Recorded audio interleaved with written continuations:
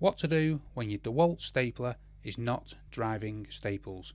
Now this is the heavy duty DeWALT stapler. If you have the DeWALT 5-in-1, now the process may be a little different. However, the heavy duty one only has one setting, and that's just the setting it comes with. I will show you what to do if you have the heavy duty version as well. So if your staples are not driving, I'm going to show you what to do. So you see there, I've stapled this, and what a lot of people do is just grab the stapler, press down, and what happens, you see, that's not drove. It jumps off the surface. What you need to do is you need to put pressure here at the end of the stapler. If it's a tough surface, pressure down, press the stapler down. See, it's not drove proper because I do still have a bit of kickback.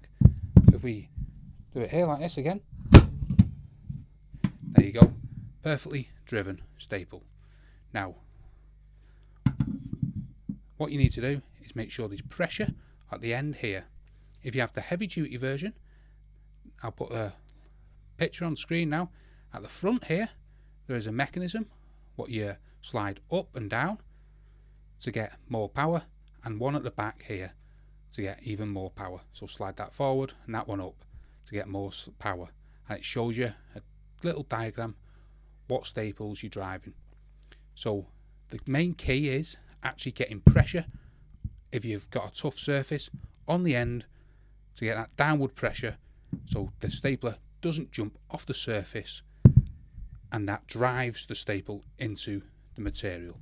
So hopefully that helps you if your DeWALT stapler is not driving staples. If it does, smash that like, smash the subscribe, and thanks for watching.